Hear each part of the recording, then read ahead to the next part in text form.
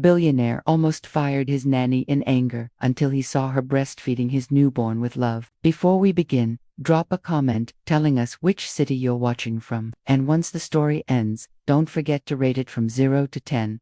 And make sure to follow our channel for more stories like this. Now, sit back and enjoy every detail. The brownstone on Sutton Place stood like a fortress against the Manhattan skyline, its limestone facade catching the late October sun. Inside, the silence was almost aggressive, the kind that money could buy, thick enough to muffle even the sounds of living. Callum Bennett sat in his home office on the third floor, staring at numbers that no longer meant anything. $7 billion in quarterly earnings, 12% growth, a merger closing in Singapore. His fingers moved across the keyboard with mechanical precision. But his mind was somewhere else entirely, or perhaps nowhere at all. That's how he preferred it these days. The crying started at 2:47 a.m. It always started around that time, as if his daughter had an internal clock set to torment. Callum pressed his palms against his eyes, counted to 10 in Mandarin, a trick his therapist had suggested before he'd stopped going to therapy altogether. The wailing continued, high-pitched and relentless, echoing through the ventilation system he'd paid a fortune to install. He'd had 4 nannies in 3 months. The first quit after 2 weeks, saying something about attachment issues and professional boundaries. The second lasted 9 days before claiming a family emergency in Ohio.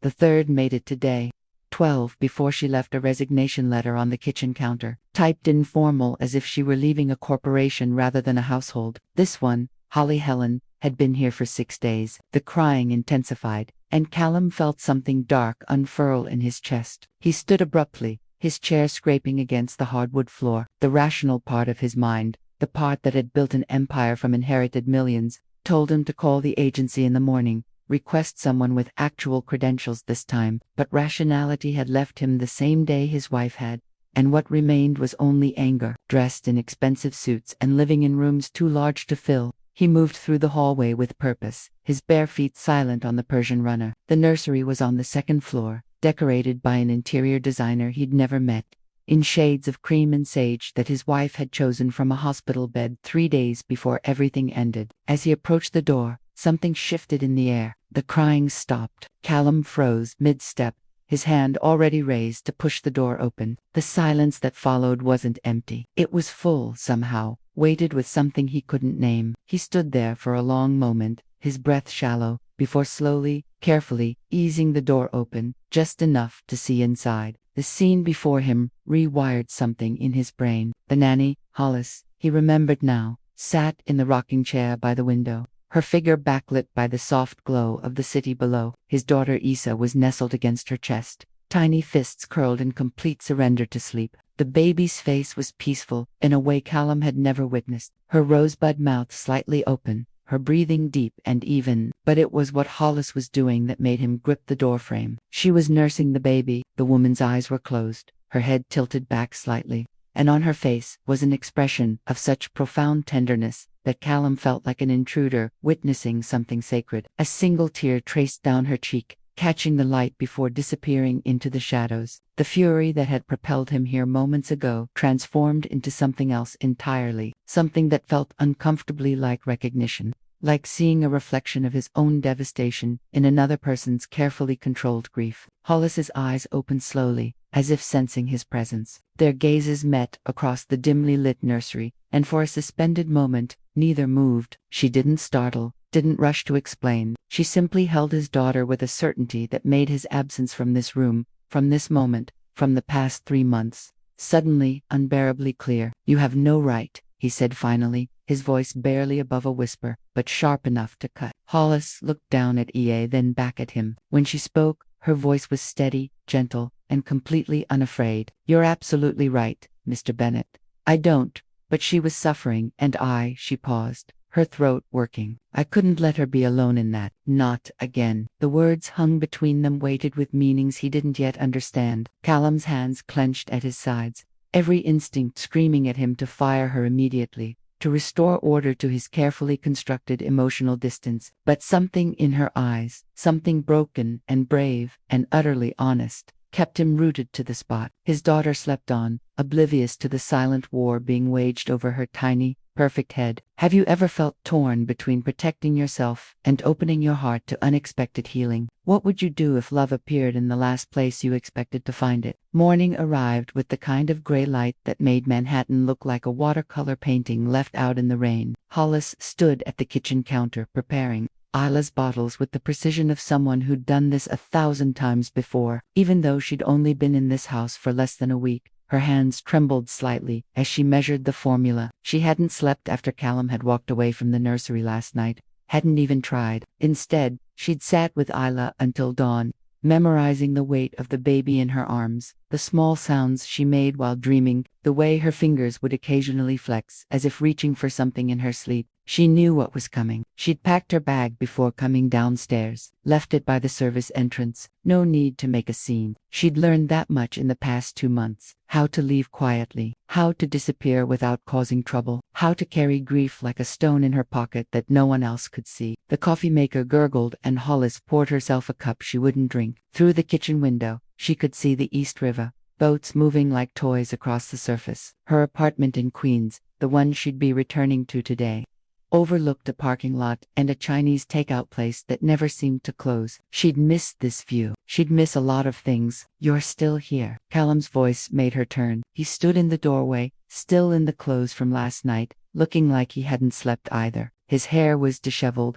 his jaw shadowed with stubble, and there was something raw in his eyes that made him look younger than his 37 years. I'll be gone within the hour, Hollis said quietly. I've prepared enough bottles for the next 2 days, and I've written down Isa's schedule. She prefers the lavender swaddle at night. And I'm not firing you. The words landed between them like something dropped from a great height. Hollis blinked, her carefully constructed composure wavering. Mr. Bennett Callum, he interrupted, moving into the kitchen. He poured himself coffee with movements that suggested he didn't usually make his own. And I need to understand what you meant. Last night when you said not again, Hollis's fingers tightened around her mug. This was worse than being fired. This was being seen, being asked to excavate the things she'd buried so carefully beneath professional competence and emotional numbness. It's not relevant to my job performance, she managed, isn't it? Callum leaned against the counter, studying her with an intensity that made her want to look away. My daughter hasn't slept through the night since she was born. The pediatrician says there's nothing medically wrong. 4 nannies have quit. But last night, she slept for 6 hours straight in your arms. So tell me how it's not relevant. The silence stretched between them, broken only by the distant sound of traffic on FDR Drive. Hollis could feel the truth rising in her throat, sharp and painful as broken glass. I had a son, she said finally, her voice barely above a whisper. Everett. He was born on August 14th at 3:22 in the morning. He died 4 hours later. Callum's expression shifted, something behind his eyes cracking open. I'm sorry, he said, and the words sounded like they cost him something. The father left when I told him I was pregnant, Hollis continued, needing to finish now that she'd started. I worked double shifts at the hospital, saved everything I could. I had a name picked out, a crib assembled, tiny socks in the drawer. She laughed. But it came out wrong. Hollow. I was a pediatric nurse. I was supposed to know how to keep babies alive. It wasn't your fault. I know that here, Hollis tapped her temple, but here, she pressed her hand to her chest. I don't know anything anymore. I don't know who I am without being his mother. I don't know how to be in that hospital, seeing other people's babies thrive when mine didn't. I don't know how to wake up in the morning without feeling like I'm made of glass. She hadn't meant to say all that. The words had simply poured out, unstoppable as a hemorrhage. Callum was quiet for a long moment. When he spoke, his voice was rough. My wife, Catherine, she knew something was wrong during the delivery. She kept saying the baby needed to come out, that something wasn't right. The doctors didn't listen fast enough. He stared into his coffee like it held answers. By the time they did an emergency C-section, they could only save one of them. I'm so sorry, Hollis whispered. She made me promise. Callum continued as they were wheeling her to surgery. She said, promise me you'll love her enough for both of us. And I promised, but when they put Isla in my arms, all I could feel was, he stopped, his jaw working. Anger, Hollis finished for him. Their eyes met, and in that moment, they understood each other completely. 2 people standing in a gleaming kitchen that cost more than most people earned in a year, both drowning in losses they couldn't name and grief they couldn't escape. I can't pay you enough for what you did last night, Callum said finally. But I'm asking you to stay, not as just a nanny, as he struggled for the word, as someone who understands. Hollis thought about her packed bag, her empty apartment, her empty arms. She thought about Isa's weight against her chest, the way the baby had finally stopped crying. Okay, she said, I'll stay. From the nursery upstairs, Isla began to cry, not the desperate wailing of before, but a simple announcement. I'm awake. I'm here. I need you. For the first time in 2 months, Hollis moved toward that sound without her heart breaking. And for the first time in 3 months, Callum followed. The days that followed fell into a rhythm that felt both foreign and strangely natural. Hollis moved through the brownstone like a careful ghost, learning its corners and silences, discovering where the light fell at different times of day. She found that the morning sun pulled in the library around 9 o'clock, perfect for tummy time on the soft rug, that the kitchen faced east, making it warm and bright for afternoon bottles, that the nursery's rocking chair creaked on the third push, a sound that seemed to comfort Isla more than silence. Callum watched from doorways. He didn't mean to lurk, at least that's what he told himself. But he found excuses to pass by whatever room Hollis occupied with his daughter, a forgotten file, a phone call that could be taken anywhere, a sudden need to check the thermostat in the hallway outside the nursery. It had been 4 days since their conversation in the kitchen, and they'd barely spoken beyond practical matters. Isa needs more diapers. The formula delivery is arriving Tuesday. I'll be working late. Don't wait up. But something had shifted in the house. The air felt different, less suffocating. Callum found himself sleeping in later, waking to the sound of Hollis singing softly in the nursery. Lullabies he didn't recognize, in a voice that seemed to know all about breaking. On Thursday afternoon, he found her in the library, sitting cross-legged on the floor, with Isla propped against her bent knees. The baby was making those nonsensical sounds that pass for conversation at 3 months. And Hollis was responding as if every coo contained profound wisdom. She's an excellent conversationalist, Callum said from the doorway. Hollis looked up, startled. Mr. Bennett, Callum, he corrected, stepping into the room. Please, I've heard you call my daughter by name. You can do the same for me. A small smile flickered across Hollis's face. Old habits. At the hospital, we were very formal. You miss it, Callum observed, settling into the leather chair near the window. Working there, Hollis's hands stilled on EA's stomach. I miss who I was when I worked there before. She paused, then seemed to decide on honesty. I miss feeling competent, like I knew what I was doing. You seem competent to me. Do I? Hollis lifted Isa gently, cradling her against her shoulder. Because most days I feel like I'm improvising, making it up as I go. Callum leaned forward, elbows on his knees. Can I tell you something? I haven't held her for more than 5 minutes since we brought her home from the hospital. The confession hung in the air between them. Hollis's expression didn't change, but her eyes softened with understanding rather than judgment. Why? She asked quietly. Because Callum stopped, swallowed hard. Because every time I look at her, I see Catherine. The same eyes, the same way her mouth moves when she's about to cry. And I'm terrified that if I let myself love her,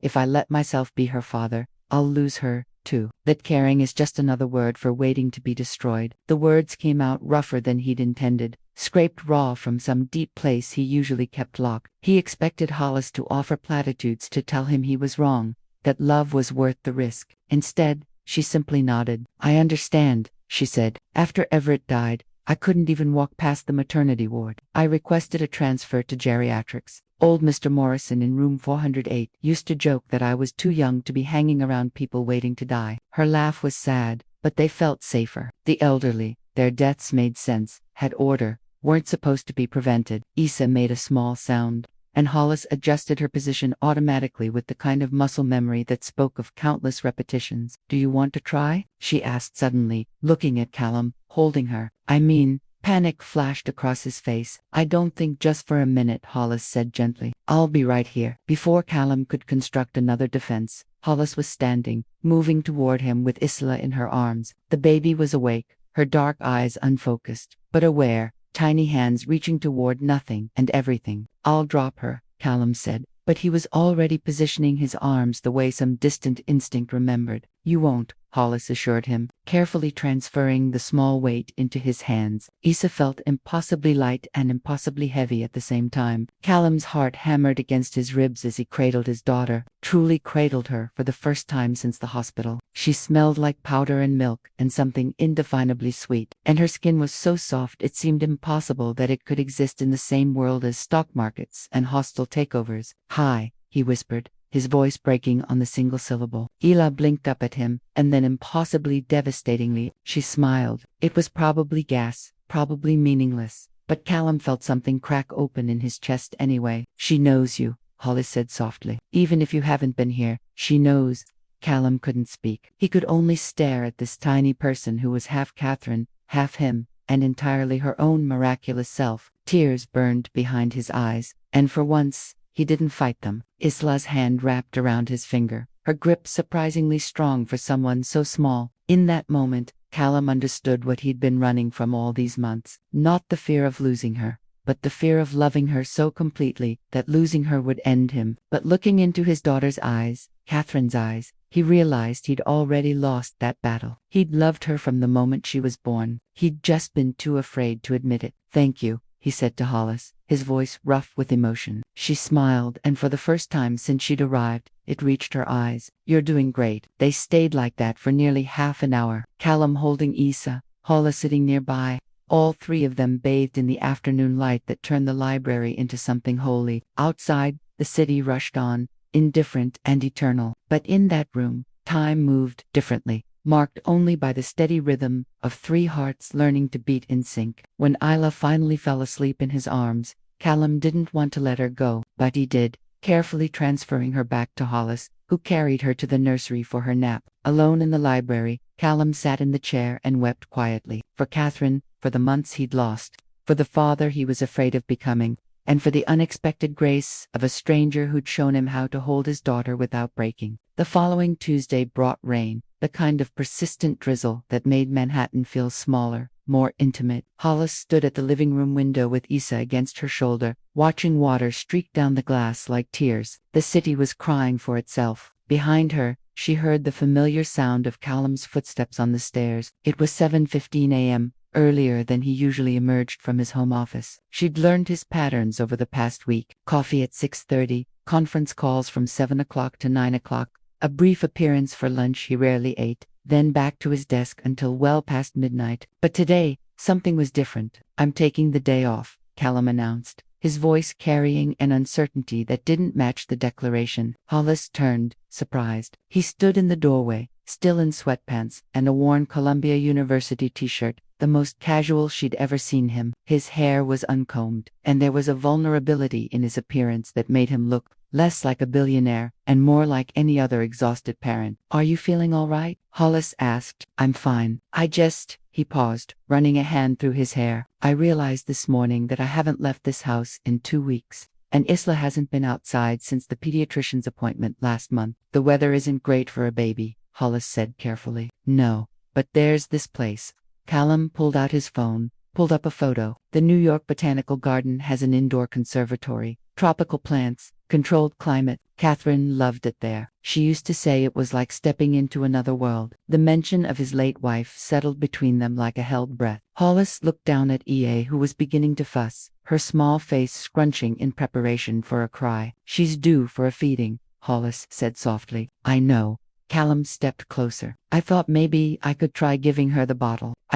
Something warm unfurled in Hollis's chest. "I'd like that." They moved to the nursery where morning light fought through the rain clouds. Callum settled into the rocking chair, Catherine's chair, though no one said it aloud, and Hollis carefully placed Isla in his arms. The baby's fussing intensified, her tiny face "She's angry," Callum said, panic edging into his voice. "She's hungry," Hollis corrected gently, handing him the bottle. "Here, angle it like this. Yes, just like that." Isla latched onto the bottle immediately, her eyes widening with the single-minded focus only a feeding baby could achieve. Callum's shoulders relaxed incrementally, and a sound escaped him. Half laugh, half sob. "I'm doing it," he whispered. "You are," Hollis confirmed, settling onto the ottoman nearby. They sat in comfortable silence, watching Isla drink. Outside, the rain intensified, drumming against the windows in a rhythm that felt almost musical. When Isla finished, Callum looked up at Hollis with something like pride mixed with terror. Now what? Now you burp her. Hollis demonstrated with her hands. Put her against your shoulder. Support her head. Gentle pats on the back.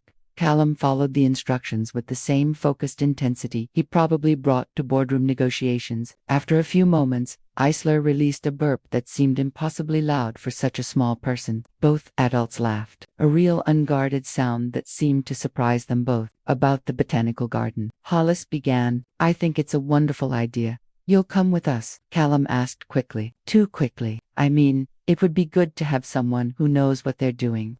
Hollis smiled. I'd love to. The Enid Ahapt Conservatory rose before them like a Victorian fever dream of glass and steel. Inside the air was thick and warm, heavy with the scent of earth and growing things. Callum pushed the stroller, a top-of-the-line model that had never been used, while Hollis walked beside him, pointing out orchids and bromeliads to a baby too young to understand, but old enough to be fascinated by colors and movement. Catherine proposed to me here, Callum said suddenly, stopping beside a waterfall feature in the Palm House. Actually, I had this whole elaborate plan involving a string quartet and roses, but she beat me to it. Just looked at me one day and said, we should get married, shouldn't we? Hollis studied his profile. The way his jaw worked against emotion, she sounds like she knew what she wanted. She always did. Callum's hand tightened on the stroller handle. When she got pregnant, she was terrified. We'd been trying for 3 years, had accepted it might not happen. Then it did, and she was so scared something would go wrong. He paused.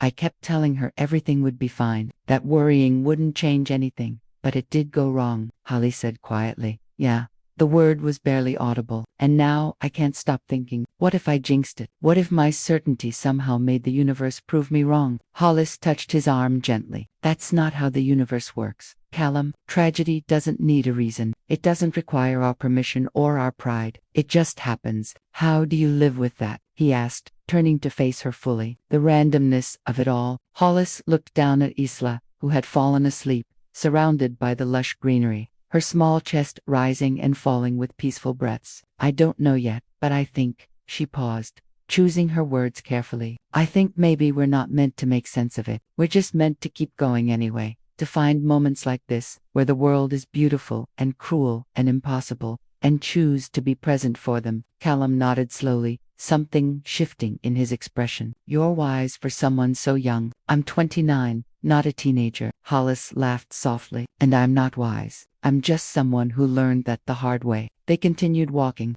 the conservatory's paths winding through tropical forests and desert landscapes, each ecosystem perfect and controlled. At one point, Callum reached into the stroller, adjusting Ice's blanket with a tenderness that made Hollis's heart ache. Can I ask you something? He said, about Everett. Hollis tensed slightly, but nodded. Do you regret it? Getting pregnant, going through all of it, knowing how it ended. The question was brutal in its honesty. Hollis considered it carefully, watching the play of light through the glass ceiling, the way it dappled across the stone path like scattered promises. No, she said finally, because for 4 hours, I was his mother, and nothing, not the grief, not the loss, not the empty nursery, can take that away from me. I gave him life, even if I couldn't give him more time, and that matters. Callum's eyes were wet when he looked at her. Catherine would have liked you. I think I would have liked her, too. They spent another hour in the conservatory, 3 people navigating grief in a garden of controlled wilderness. When they finally emerged back into the rainy afternoon, something had shifted between them. A wall removed, a door opened. In the car ride home, Isa woke and began to cry. Without hesitation, Callum reached back, letting her grip his finger. The crying didn't stop immediately, but it quieted, becoming less a wail of distress and more a simple statement of discomfort. I've got you, Callum murmured. Daddy's got you. It was the first time he'd called himself that. Hollis pretended not to notice the tears on his cheeks, giving him the privacy to become a father in the back of a town car on a rainy Tuesday, in the middle of everything and nothing at all. When they arrived home, Callum carried EA inside, still talking to her softly, pointing out the chandelier, the artwork, the world he was finally ready to share with her. Hollis followed, carrying the diaper bag, and realized with a start that she felt something she hadn't felt in months. Hope. November arrived with a bitter cold that made the brownstones' radiators hiss and clang like restless spirits. Hollis had been living in the guest suite for 3 weeks now. and the space had slowly transformed from an impersonal hotel room into something that felt dangerously close to home. A photo of Everett sat on the nightstand, the only one she owned, taken moments after his birth when he'd still been alive and perfect. Some mornings she could look at it without crying. Some mornings she couldn't. Tonight was one of the hard nights. She stood in the kitchen at 2 a.m. warming milk for EA's bottle when she heard footsteps on the stairs. Callum appeared in the doorway wearing pajama pants and a t-shirt that had clearly been slept in, his hair standing in different directions. "I heard movement," he said. "Is she okay?" "Just hungry," Hollis assured him, testing the temperature on her wrist. "Go back to bed. I've got this." But Callum didn't leave. Instead, he moved to the coffee maker, starting a fresh pot. Even though it was the middle of the night, they'd fallen into this pattern over the past week. Accidental meetings in the dark hours, conversations that felt safer somehow when the rest of the world was sleeping. "Couldn't sleep anyway," he admitted, leaning against the counter. "There's a merger falling apart in Tokyo. My team keeps calling at 2 a.m. It's 400 p.m. there." He ran a hand through his hair. "I should be on a plane right now. My lawyer says my absence is costing us millions." Hollis looked up from the bottle. "But you're not going." "No," Callum said quietly. "I'm not." The silence that followed was comfortable, broken only by the coffee maker's gurgling and the distant sound of Isla beginning to stir. Hollis moved toward the stairs, but Callum's voice stopped her. "Let me do it," he said. "The feeding, I mean, you've been up 3 times already tonight." Hollis hesitated, then handed him the bottle. "She likes it when you talk to her, even if she can't understand the words." Callum nodded, taking the bottle and heading upstairs. Hollis poured herself coffee. She didn't need and settled at the kitchen island, listening to the old house creak and settle around her. 20 minutes later, Callum returned carefully carrying a sleeping Isla. "She fell asleep mid-bottle," he whispered. "I didn't want to put her down yet." Hollis smiled. "You're getting attached." "Terrified is more accurate," Callum admitted, settling into the chair across from her, adjusting Ice's position with practiced ease. "Every time I hold her, I think about all the ways I could fail her, all the ways I already have." "You haven't failed her." "I abandoned her for 3 months. Hollis, let strangers raise her because I was too much of a coward to face my own grief." His voice cracked. "What kind of father does that?" Hollis reached across the table, her hand covering his. "The kind who's human, the kind who was drowning in loss and didn't know how to swim. You're here now. That's what matters." Callum's thumb brushed across her knuckles, and the simple touch sent electricity up her arm. Their eyes met, and something unspoken passed between them. Acknowledgement of a boundary they were approaching, a line neither was sure they should cross. Hollis pulled her hand back, wrapping it around her coffee mug instead. "My mother called yesterday," Callum said abruptly, seeming eager to fill the charged silence. "First time since the funeral. She wants to meet Isla." "That's good, isn't it?" "I don't know." He shifted Isla slightly. "She never approved of Catherine. Said she wasn't from the right kind of family, whatever that means. At the funeral, she spent more time networking than grieving." "Sounds complicated." "That's one word for it." Callum's laugh was bitter. "Growing up in my family, love was transactional. You earned it by achieving, by being perfect, by never showing weakness. When my father died, my mother cried exactly once at the funeral for exactly the right amount of time. Then she went back to running his company until I was old enough to take over." Hollis studied him, seeing past the billionaire exterior to the lonely boy underneath. "Is that why you work so hard? To prove something to her?" "Maybe, or maybe I'm just trying to fill the silence with noise." He looked down at Isla, but lately, the silence doesn't feel as empty.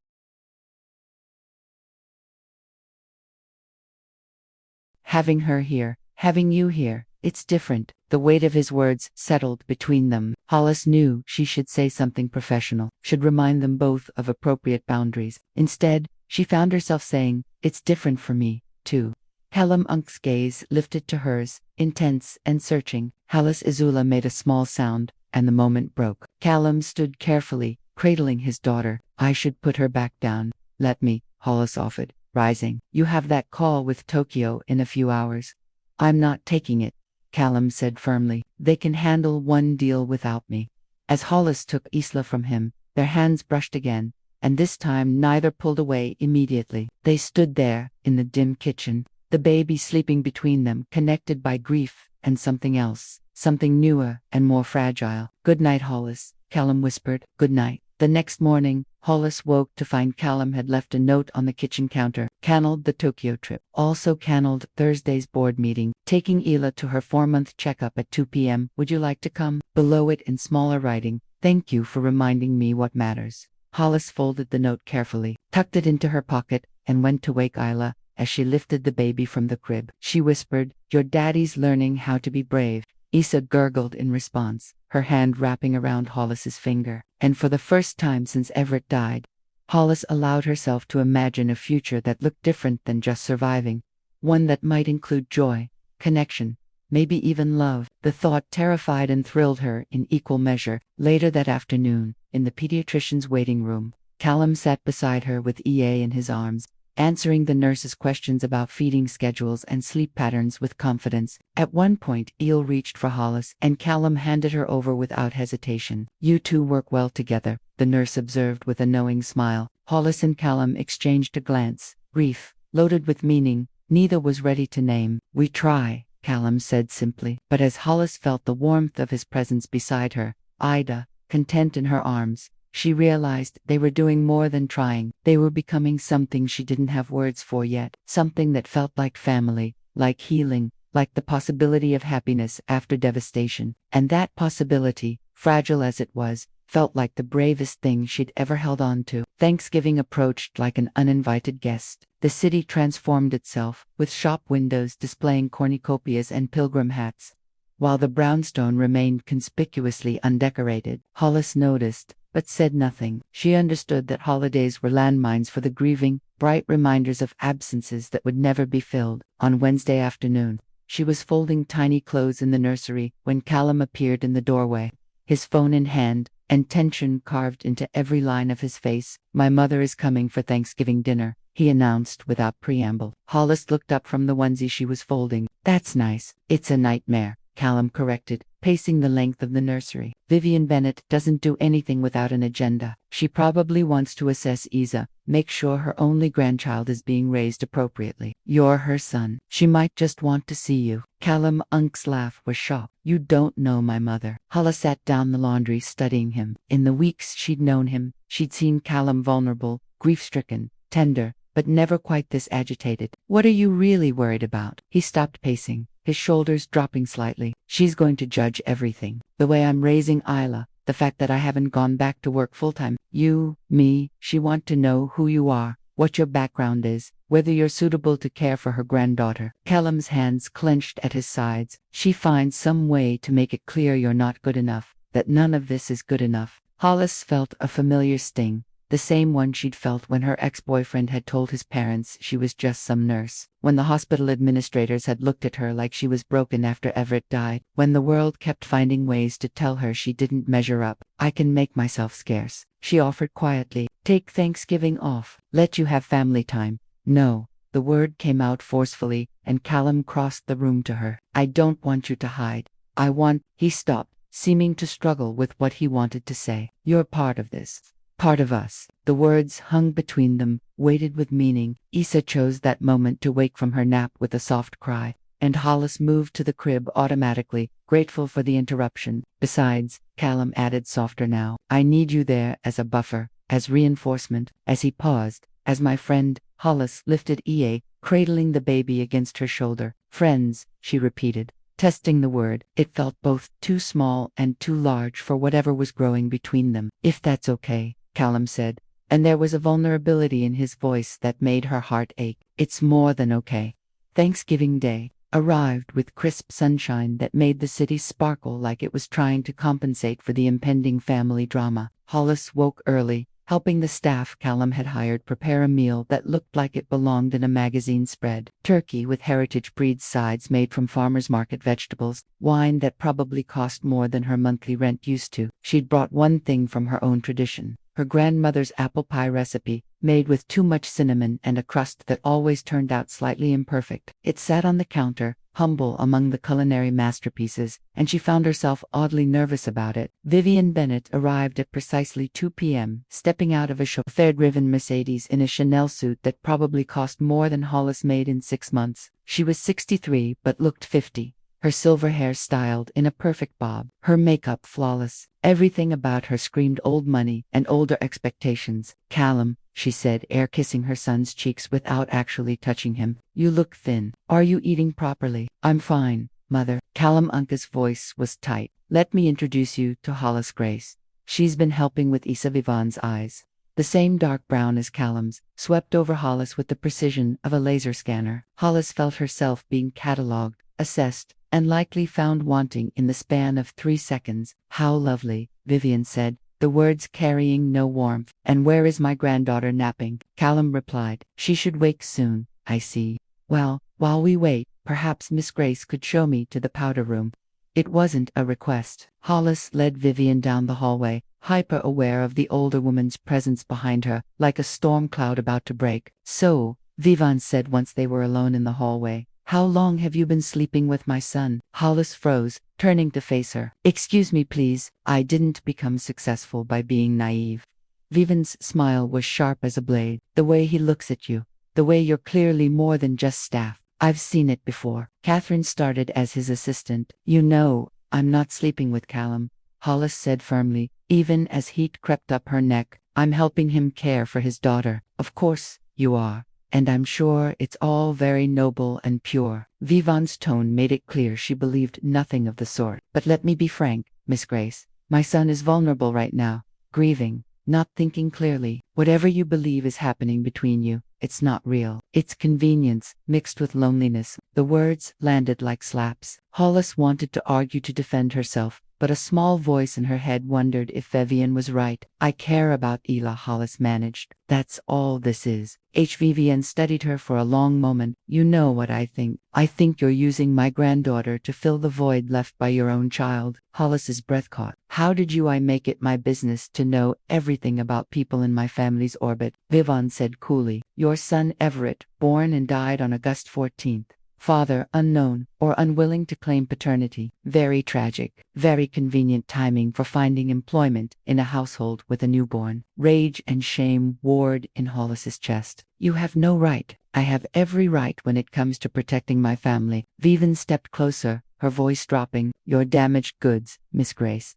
My son doesn't need your particular brand of broken trying to attach itself to his life. He needs someone stable, someone from an appropriate background, someone who won't use his daughter as a replacement for the child she couldn't keep alive." The cruelty of it took Hollis's breath away. Before she could respond, footsteps sounded and Callum appeared at the end of the hall. "Mother, what's going on?" "Nothing at all," Vivian said smoothly, her expression transforming into something benign. "Miss Grace was just showing me around your lovely home." Callum Unca's eyes moved between them, clearly sensing the tension. "Isla's awake. Would you like to meet her?" "Of course, darling." As Vivian swept past them toward the nursery, Callum caught Hollis's arm gently. "Are you okay? You look pale." Hollis forced a smile. "I'm fine. Your mother is formidable." "That's one word for it," Callum muttered, but he was already being pulled away by his mother's voice, calling for him. Hollis stood in the hallway, Vivan's words echoing in her mind. Damaged goods, replacement, couldn't keep alive. She thought of Everett, of those for perfect hours, of how she'd held him and promised him the world, knowing she couldn't deliver. She thought of EA, of how completely she'd let herself care for this child who wasn't hers. She thought of Callum, of 2 a.m. conversations and hands that touched too long, of the way her heart had started to unfold toward possibility again. And she wondered if Vivian was right, if she was using them to fill a void that could never really be filled. From the nursery, she heard Ila's delighted gurgle, Callum's soft laughter, and Vivian's sharp voice saying something about proper routines. Hollis straightened her shoulders and headed to the kitchen to check on dinner. She had survived worse than Vivian Bennett's assessment of her worth. She had buried her child and kept breathing. She could survive this, too. But as she pulled her grandmother's imperfect pie from the oven, she couldn't help but feel like something precious and fragile had just been crushed in Vivan's perfectly manicured hands. Dinner was a masterclass in civilized torture. Vivian sat at the head of the table. Catherine's place, Hollis realized with a pang,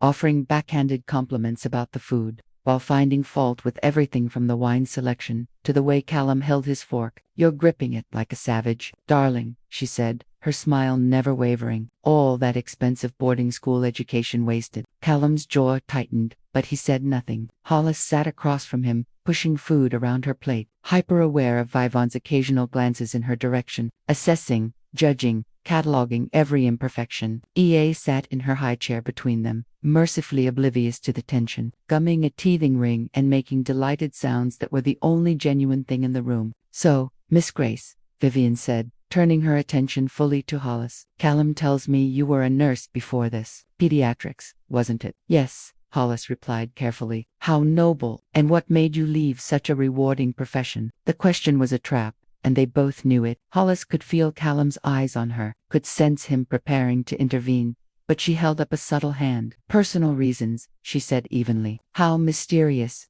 Vivian's smile sharpened. "Though I suppose working in private care must pay better than hospital work, especially for someone with limited options." Mother Callum's voice cut across the table like a knife. "That's enough. I'm simply making conversation, darling. Surely Miss Grace can speak for herself." "Actually," Hollis set down her fork, meeting Vivian's gaze directly. "You're right, I do have limited options. I lost my son 2 months before I came here. I couldn't walk into that hospital anymore without seeing his face in every bassinet, hearing his cry in every nursery. So, yes, I left. And yes, I took this job because I needed to survive, and because caring for Isla helped me remember that life continues even when you think it can't."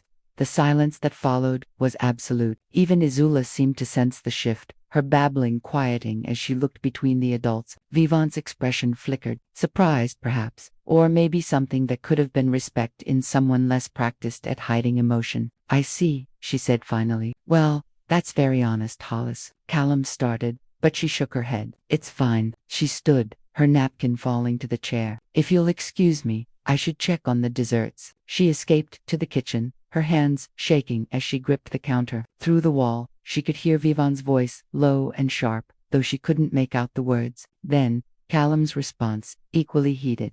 She was pulling the pies from the warmer when Callum appeared in the doorway, his face flushed with anger. "I'm sorry," he said immediately. "She had no right." "She had every right," Hollis interrupted, surprised by her own calmness. "She's protecting you, protecting Isla in her own twisted way. She's trying to make sure you're not making decisions based on grief instead of logic. That doesn't excuse cruelty." "No," Hollis agreed, "but it explains it." She arranged the pies on serving plates, her movements automatic, and maybe she's not entirely wrong. Callum crossed the room in 3 strides, taking her hands in his. "Don't let her poison this. Don't let her make you doubt." "Doubt what?" Hollis pulled her hands away gently. "Callum, what is this? What are we doing here?" He stared at her, and she could see him struggling with an answer. The kitchen clock ticked loudly in the silence between them. "I don't know," he admitted finally, "but I know it matters. I know that when I wake up at 2 a.m. and hear you singing to Isla, I feel less alone. I know that watching you with her makes me believe I can be the father she deserves. I know that you've become Callum." Vivon's voice cut through the moment like scissors through thread. "The baby is fussing." They stood there for another heartbeat, the words hanging unfinished between them. Then Callum turned and left,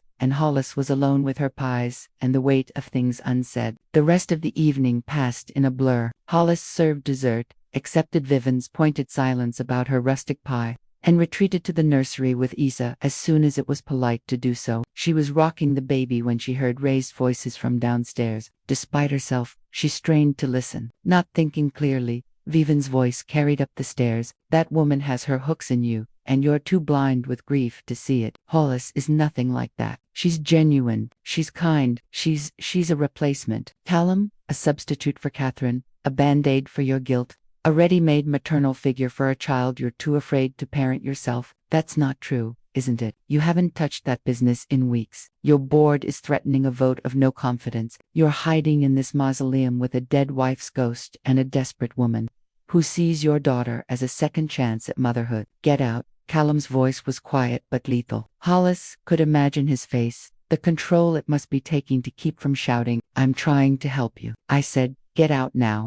Hollis heard the click of heels, the slam of a door, then silence. She waited, still rocking Isla, wondering if Callum would come upstairs. When he didn't, she gently placed the sleeping baby in her crib and went to find him. He was in the library, sitting in the dark, staring at nothing. A tumbler of whiskey sat untouched on the table beside him. "She's gone," he said without looking up. Hollis settled into the chair across from him. "I heard, I'm sorry you had to witness that. Callum, she's not entirely wrong. You know, he finally met her eyes, and the pain in them made her chest ache. About me hiding, about using you and Isla as an excuse not to face the rest of my life. That's not what this is. How do you know? He leaned forward, elbows on his knees. How do either of us know what's real and what's just grief wearing different clothes? Hollis thought about Everett, about the hours after he died when she'd tried to bargain with God, the universe, anyone who would listen, about how she'd promised to give anything, be anything, if she could just have him back, about how that desperation had nearly destroyed her. We don't, she said softly. We can't know for sure.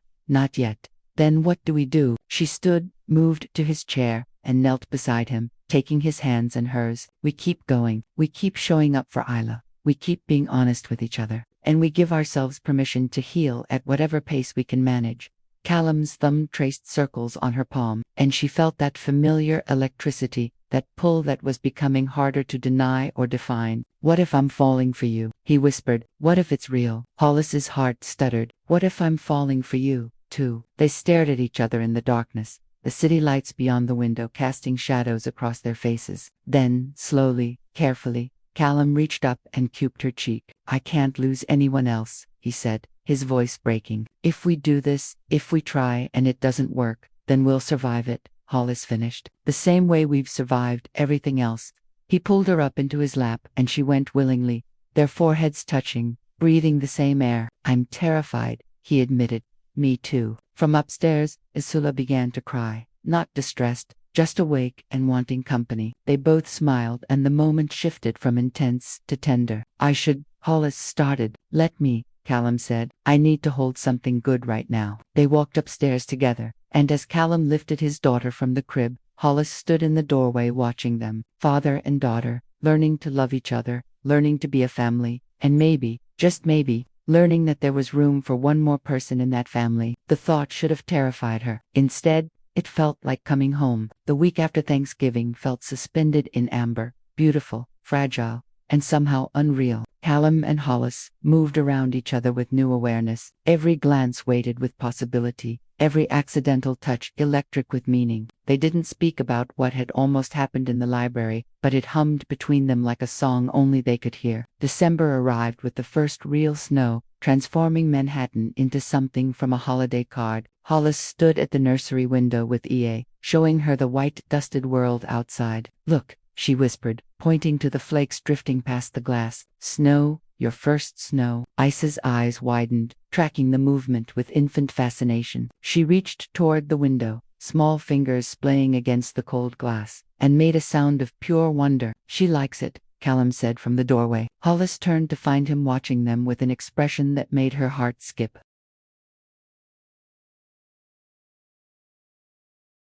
He'd been doing that more, appearing in doorways, finding excuses to be in whatever room they occupied, as if drawn by invisible thread.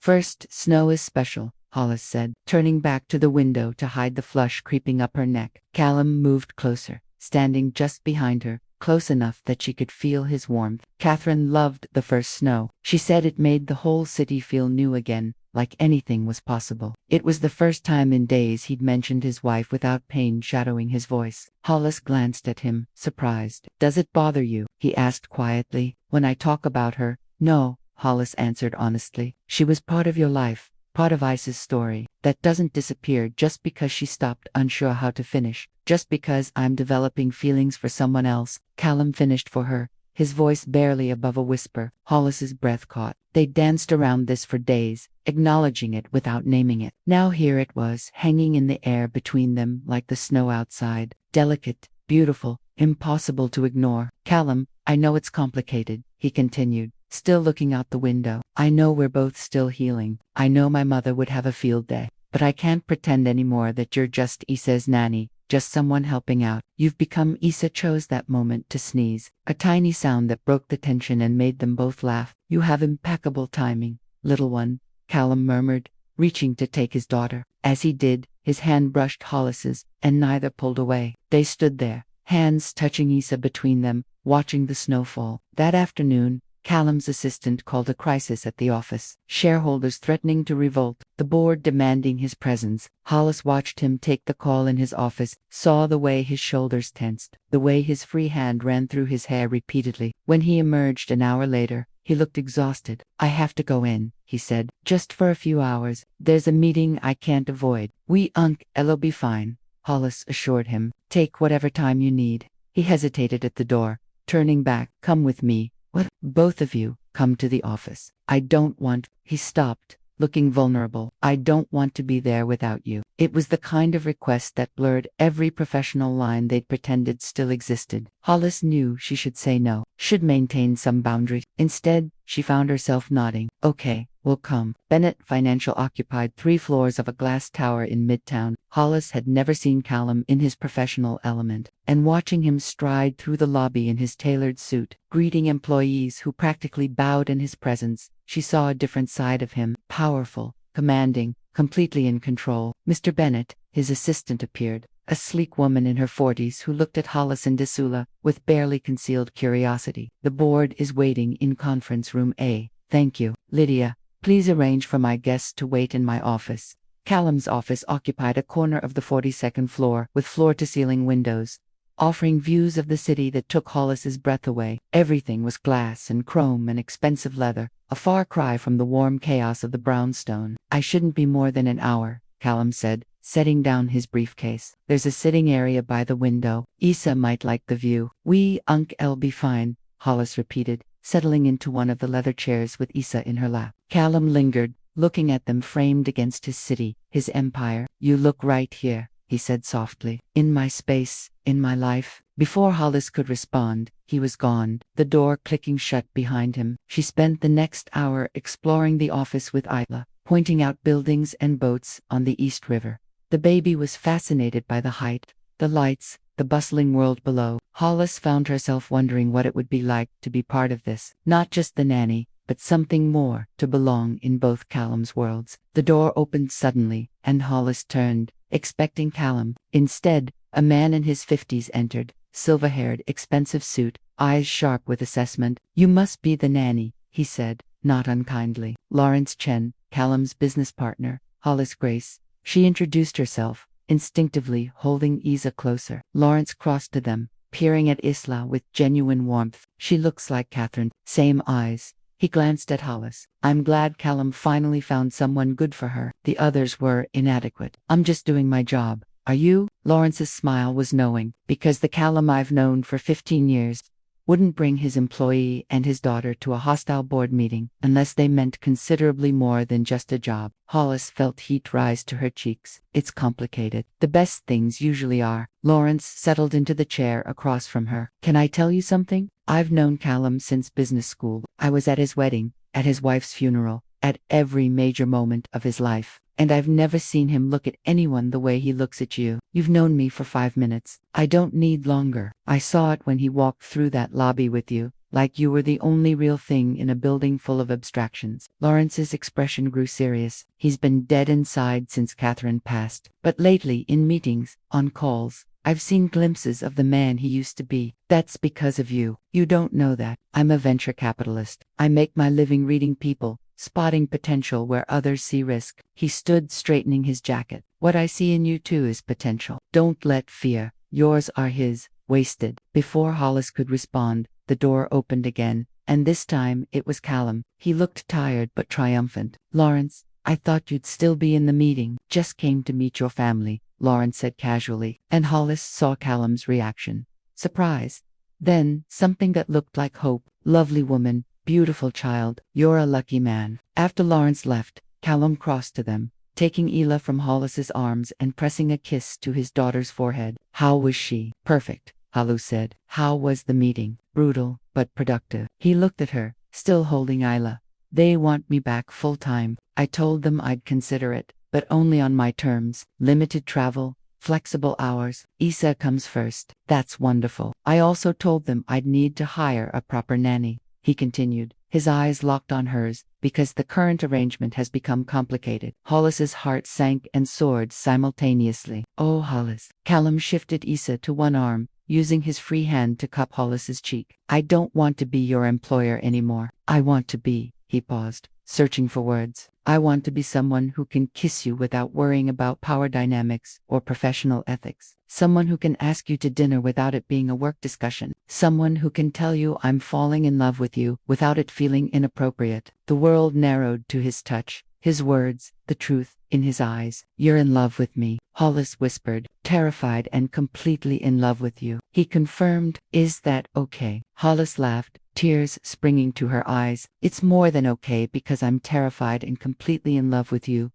They stood there in his glass tower office, 42 floors above the city, with the first snow falling outside and Isla cooing between them. And when Callum leaned in to kiss her softly, tentatively, like she was something precious, Hollis felt something she hadn't felt in months. She felt found. Love, Hollis discovered, didn't erase grief. It just made room beside it. The week after their confession felt like learning to breathe underwater. Everything was the same and completely different. Callum still worked in his office. Hollis still cared for EA, but now there were stolen kisses in hallways, hands that lingered too long, smiles that held private meanings. They hadn't told anyone yet, not officially, but the household staff noticed. The way Callum's hand would rest on Hollis's lower back as he passed, the way she'd touch his shoulder when setting down his coffee, the way they'd disappear into quiet conversations that ended with soft laughter. On Saturday morning, Hollis woke to find a note slipped under her door. Meet me in the library after Isla's 9 a.m. nap. We need to talk. See, the formality of it sent anxiety spiraling through her chest. She spent Isa's morning routine. He changed his mind. His mother had gotten to him. He'd realized this was all too complicated. But when she entered the library at 9:30, she found Callum sitting on the floor surrounded by boxers, looking less like a billionaire and more like a lost boy amid wreckage. What is all this? Hollis asked, settling beside him. Catherine's things, he said quietly. I had everything packed up after she died. Couldn't bear to look at it. But I realized, if we're going to move forward, I need to stop running from the past. Hollis's heart swelled. She took his hand, squeezed gently. Do you want help? Please. They worked in silence at first, carefully unwrapping items that told the story of Catherine Bennett. A Yale law degree, a collection of vintage scarves, photos from their wedding, from trips to places Hollis would never see with him. She felt like an intruder witnessing the ghost of a love story that had ended in tragedy. Here, Callum held up a leather journal, his hands trembling slightly. She started writing to EA when she found out she was pregnant. I couldn't read it before. You don't have to now if you're not ready. But Callum was already opening it, his eyes scanning the first page. His face crumpled, and Hollis instinctively wrapped her arms around him as he read aloud.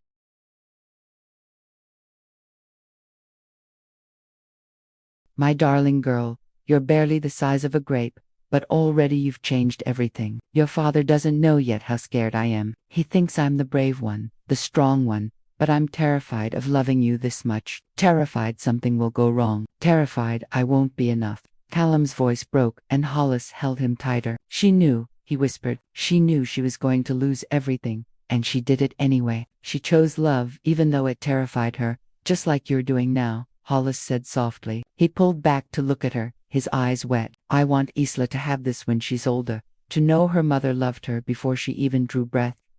You'll make sure of it. They continued unpacking and Callum began telling stories about Catherine's terrible singing voice, her addiction to true crime podcasts, the way she'd argue Supreme Court cases with him over breakfast. Hollis listened, offering comfort and space, understanding that this wasn't about erasing Catherine, but about making peace with her memory. At the bottom of one box, Hollis found a small velvet pouch. Inside was a delicate gold necklace with a single pearl pendant. Catherine's grandmother gave her that. Callum said she wore it every day until he stopped. I'd like you to have it. Hollis's hands stilled. Callum, I can't. This is Isa's. Isa will have plenty of her mother's things, but Catherine believed in love, in second chances, in not wasting the time we're given. He took the necklace from Hollis's hands, moving behind her to fasten it around her neck. She would want someone wearing this who understands how precious and fragile life is. The weight of it settled against Hollis's collarbone like a blessing and a burden. She touched it gently, feeling the smooth pearl. Thank you, she whispered. That afternoon, they took Ida to Central Park. The snow had melted into slush, but the air was crisp and clean. They walked along the paths like any other family, Callum pushing the stroller, Hollis beside him, occasionally leaning into his warmth. I hired the new nanny, Callum said suddenly. She starts Monday. Mrs. Petton, 62 credentials that would impress the Queen, completely professional. That's good, Hollis said, trying to mean it, which means Callum stopped walking, turning to face her. You're officially unemployed as of Sunday night. Hollis's stomach dropped. Oh, unless, he continued, his eyes dancing with something that looked like nervous joy, you'd consider a different position. What kind of position? Callum took both her hands, the kind that involved staying in the brownstone, being with Isla, being with me, not as an employee, but as he paused. Vulnerability, crossing his features as my partner in everything. Callum, I know it's fast. I know people will talk. My mother will probably disinherit me. The board will have opinions. Society will judge, but I don't care. I've spent 3 months dead inside, and you brought me back to life. You've given me my daughter back, given me hope back. I want to wake up to you every morning. I want to build a life with you. Hollis felt tears streaming down her face. What about Everett? What about the fact that I'm still healing? Then we heal together, Callum said fiercely. Your grief doesn't scare me, Hollis. Neither does mine. We've both loved and lost, and we know how precious this is, how rare. I'm not asking you to forget your son, or pretend he didn't exist. I'm asking you to honor him by choosing life, by choosing love. A woman jogged past, giving them a curious look. Somewhere nearby, a street musician played violin. The city moved around them, indifferent to the moment unfolding. Yes, Hollis said finally. Yes to all of it. Callum pulled her close, kissing her deeply, uncaring of who might see. When they broke apart, Isla was making happy sounds from her stroller, as if she approved. They walked home through the gathering dusk, past windows lit with warm light, past families and lovers and lonely strangers. At one point, Hollis caught their reflection in a shop window. Man, woman, baby, looking like they'd always belonged together. Maybe they had. That night, after Isla was asleep, they sat in the library where everything had begun. Callum pulled out his phone and showed Hollis something he'd been working on. A memorial website for Everett with space for photos and memories. A digital place to honor the child who'd lived for only 4 hours, but who'd changed everything. I thought, Callum said tentatively, that maybe having somewhere to put your love for him would help. He's part of your story, which means he's part of ours now. Hollis couldn't speak around the lump in her throat. She simply nodded, leaning into Callum's embrace. We're going to be okay, he murmured into her hair. All of us were going to build something beautiful from all this broken. And sitting there in the quiet house with the man she loved and the child she'd helped save, Hollis believed him. She believed in second chances, in love after loss, in the possibility that grief and joy could coexist, that you could honor what was lost while embracing what was found. She believed in them. Christmas Eve arrived wrapped in fresh snow and old fears.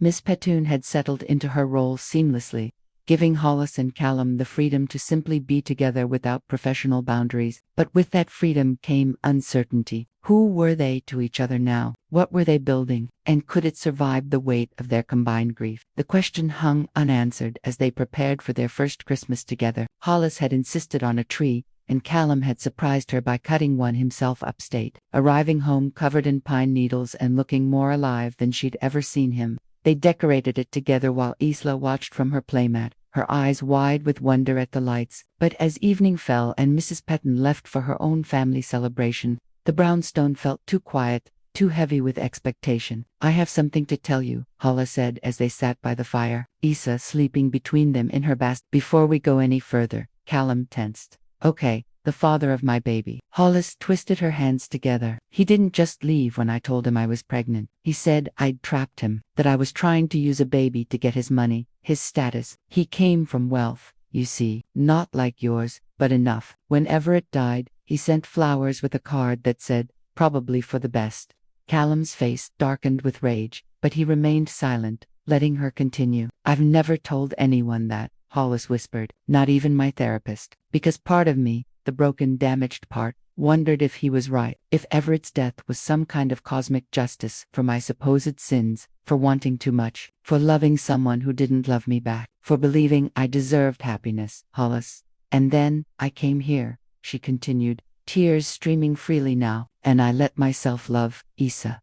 let myself care for you. And I'm terrified. Terrified that I'm making the same mistake again. Terrified that I'm seeing love where there's only need. Terrified that if I let myself believe in this, in us, everything will be taken away again. Callum moved Isla's bassinet gently aside and pulled Hollis into his arms. She collapsed against him, releasing Soba she'd been holding back for months, for Everett, for her failed relationship, for the fear that she was somehow fundamentally unworthy of love. Listen to me, Callum said fiercely, tilting her face up to his. That man was a coward. Everett's death wasn't punishment. It was tragedy. And you, Hollis Grace, are not damaged or broken or unworthy. You're the bravest person I've ever met. You don't know that. I do, because you survived losing your child and somehow found the strength to love mine. You walked into a house full of grief and didn't run. You saw a man too afraid to hold his own daughter and helped him find his way back. That's not weakness. That's extraordinary courage. Hollis shook her head. But Callum wasn't finished. I'm scared too, he admitted. Every morning I wake up next to you. I'm terrified this is temporary, that you'll realize you can do better than a widower with more baggage than a 747, that my mother will drive you away, or my work will consume me, or I'll somehow fail you the way I failed Catherine. You didn't fail Catherine, didn't I? I couldn't save her, couldn't give her the happy ending she deserved. I had all this money, all this power, and I couldn't. His voice cracked. I couldn't keep her alive. They held each other. Two broken people trying to convince each other they weren't beyond repair. What if we fail? Hollis whispered. Then we fail together, Callum replied. But what if we don't? What if this, he gestured between them, is exactly what we both need? What if love isn't about being perfect or fearless? What if it's about being terrified and choosing each other anyway? Hollis pulled back to look at him. Really look at him. In the firelight, she could see every line of grief on his face, every shadow of loss. But she could also see hope and love and the kind of determination that had built empires. I love you, she said simply. Even though it scares me, even though I don't know how this ends, I love you and Isa, and I want to be here. I want to build something with you, even knowing my mother might never accept you, that society will whisper about how quickly I moved on, that every day might be a battle against our own fears. Even knowing all that, Hollis confirmed. Callum reached into his pocket and pulled out a small velvet box. Hollis's breath caught. I'm not asking you to marry me, he said quickly. Not yet. We're not ready for that. But I wanted you to have this. He opened the box to reveal a simple gold band with a small diamond. It was Catherine's engagement ring. Before I gave her the big one, I proposed with this. I bought it with my first paycheck after business school. Couldn't afford much, but she loved it. Callum, I can't. It's not an engagement ring, he interrupted. It's a promise that I'm choosing you, that I'm choosing us, that no matter how scared we get, we face it together. Wear it however you want, on any finger, on a chain, in your pocket, but know that my heart comes with it. Hollis took the ring with trembling hands. It was beautiful in its simplicity, warm, from being carried close to Callum's heart. Without hesitation, she slipped it onto her right hand. I choose you, too, she said. I choose this life, this chance, this terrifying, beautiful possibility. They kissed then, deep and desperate and full of promise. When they broke apart, EA was stirring, making the small sounds that meant she'd wake soon. I should feed her. Hollis started to stand, but Callum held her hand. Wait. There's something else. He took a breath. I want to adopt a child with you eventually, not to replace Everett. No one could ever replace him, but to honor him, to build the family we both dreamed of and lost. Hollis's heart stopped. You mean that? Every word. I want more children. I want chaos and noise and a house full of love. I want to give Isla siblings. I want to build something bigger than our grief. When we're ready, when we've healed enough to give a child what they need, when we're sure. Callum smiled. But I needed you to know that I see a future with you, Hollis, a long, complicated, beautiful future. Isa's cry interrupted them, and they both laughed through tears. Callum lifted his daughter, cradling her with the ease of practice, and Hollis stood beside them, one hand on Isla's back, the other touching the ring on her finger. Merry Christmas, little one, Callum whispered to his daughter. This is your first Christmas with all of us together, and I promise you, we're going to make sure you know love, even when we're scared. Especially when we're scared. Isa gazed up at them with Catherine's dark eyes, and Hollis felt something shift inside her. Not the erasure of grief, but the expansion of her heart, to hold both sorrow and joy. "We're going to be okay," she said, and for the first time, she truly believed it. Outside, snow began to fall again, covering the city in white. Inside, by the fire, three people who'd found each other in the wreckage of loss held on tight, choosing love over fear, hope over despair, and together over alone. And in that moment, that was enough. It was more than enough. It was everything. 18 months later, the brownstone on Sudden Place had changed in ways both subtle and profound. The formal living room now held a play kitchen and a mountain of stuffed animals. Family photos covered the walls, some old, some new, all telling stories of love in its many forms. Catherine's portrait still hung in the library, but now it was surrounded by images of EA's first birthday, Hollis and Callum's small wedding ceremony, and countless moments of ordinary joy. Hollis stood in the nursery, though it wasn't really a nursery anymore. At 18 months, EA had graduated to a toddler bed shaped like a castle, complete with pink turrets and a canopy of stars. Mrs. Petone had long since retired, replaced by a part-time nanny who came 3 days a week, giving Hollis the freedom to return to nursing, pediatric hospice care this time, working with families who understood grief in ways most people never would. "Mama," Isa's voice called from downstairs, the words still new enough to make Hollis's heart skip. She'd started saying it 3 months ago, and Callum had cried. Not from sadness that it wasn't Catherine she was calling for, but from gratitude that Isa had found another mother to love. "Come, sweetheart," Hollis called back, touching the small photograph on Isla's bookshelf, the only picture of Everett. EA knew about her angel brother, knew that love sometimes looked like missing someone you'd never get to hold. Downstairs, chaos reigned in the most beautiful way. Callum sat on the floor, his expensive suit abandoned for jeans and a t-shirt, while Isla dumped blocks on his head with gleeful abandon. Through the window, Hollis could see the garden they'd planted together. Catherine's roses alongside Everett's forget-me-nots, growth from grief. "A castle," Isla demanded, her dark curls bouncing as she jumped. "Yes, princess." Callum laughed, beginning to stack blocks with the same focus he once brought to mergers. He looked up, catching Hollis's eye, and the love in his gaze still took her breath away. They'd married 6 months ago, in a small ceremony in the botanical garden, where Catherine had proposed, where Callum had first taken Isla, where everything had begun to heal. Vivon hadn't attended, but she'd sent a card, short, formal, but signed with regards, which was as close to approval as they'd likely get. Lawrence had walked Hollis down the aisle, and Isa had been the flower girl, dropping petals everywhere except where they belonged. Special delivery. The doorbell rang, and Callum rose to answer it while Hollis scooped up Isla, tickling her until she shrieked with laughter. When Callum returned, he wasn't alone. A social worker stood beside him, and in her arms was a bundle Hollis would recognize anywhere. A newborn, maybe 2 weeks old, with bronze skin and a tuft of black hair. "Hollis," Callum said, his voice thick with emotion, "I'd like you to meet our son."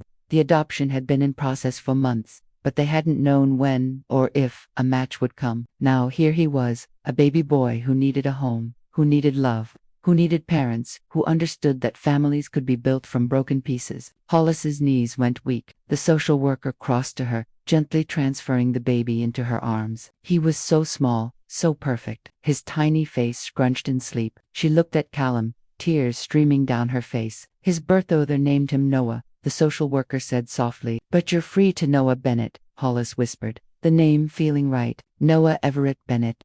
Callum's hand found hers, their fingers intertwining over their son's small body. Isa peered at her new brother with wide eyes, then gently patted his head. "Baby," she announced proudly, as if she'd personally arranged his arrival. The social worker went through paperwork, explained procedures, gave instructions that Hollis barely heard over the thundering of her heart. When she finally left, the 4 of them were alone, a family pieced together from loss, but held together by love. "Are you okay?" Callum asked, settling beside her on the couch. Isa climbing into his lap to get a better view of Noah. "I'm terrified," Hollis admitted. "What if I can't do this? What if losing Everett broke something in me that can't be fixed?" "Then we'll be terrified together," Callum said, echoing words from a snowy night that felt like a lifetime ago. "And we'll love him anyway. We'll love them both anyway." Noah stirred in Hollis's arms, his small mouth opening in a yawn. She marveled at the weight of him, the realness, the impossible gift of getting to try again, not to replace Everett. Nothing could ever do that, but to honor his memory by giving another child the love she'd never stopped feeling for her first son. Look, EA pointed at Noah's tiny hand, which had wrapped around her finger. He likes me. He loves you, Callum corrected, just like we all love each other. They sat there as afternoon faded to evening, the city lights beginning to twinkle beyond the windows. Hollis thought about the woman she'd been 18 months ago, hollow, broken, convinced she'd never feel whole again. She thought about Callum, unable to hold his own daughter, trapped in grief's paralysis. She thought about EA crying endlessly because she could feel the absence of love around her. And she thought about where they were now, messy, imperfect, still healing, but together, a family built, not despite their grief, but because of it. Because loss had taught them how precious love was, how fragile, how worth fighting for. I used to think, Hollis said quietly, that loving someone meant risking everything, that opening your heart was just inviting it to be broken. And now, Callum prompted, now I think closing your heart is the real risk, the real loss. She looked at him, at Isla, at Noah, sleeping peacefully in her arms. This is worth it, all of it, the fear, the uncertainty, the possibility of pain. This is worth everything. Callum leaned over, kissing her forehead, careful not to disturb Noah. We should call my mother, tell her about her new grandson. Hollis laughed. She's going to have opinions probably, but she's been better lately. Sent Isa a birthday present last month. A diamond tiara is not an appropriate gift for a woman. It's the thought that counts. Callum grinned. Later, after Noah had been fed and changed and settled into the bassinet they'd prepared months ago in hopeful anticipation, after EA had been read 3 stories and tucked into her castle bed, after the house had quieted into that particular peace that came with sleeping children, Hollis and Callum stood in the library where so much had changed. Catherine's journal, for Isla, sat on the shelf, alongside a new one Hollis had started for Noah, a record of his arrival, his story, the love that waited for him. On the mantel, 2 small urns held ashes, Catherine's and Everett's, no longer hidden away, but present, acknowledged part of the family story. Do you ever wonder, Hollis asked, what would have happened if you'd fired me that night, if you'd walked in and sent me away? Pulled her close, his arms wrapping around her waist. I think about it sometimes, how close I came to losing everything because I was too afraid to feel, how one moment of clarity of seeing you with Isla, and recognizing real love changed the entire trajectory of our lives. It was fate, Hollis murmured. It was choice, Callum corrected gently. Fate brought you to my door, but we chose each other. Every day since we've chosen love over fear, hope over despair, together over alone. That's not fate, that's us. Hollis turned in his arms, standing on tiptoe to kiss him. It was soft and sweet and full of promise, the kind of kiss that said, I'm here, I'm staying, I'm yours. Thank you, she whispered against his lips. For what? For seeing me that night, for not turning away, for teaching me that hearts can break and heal again, and that each time they do, they get stronger, not weaker.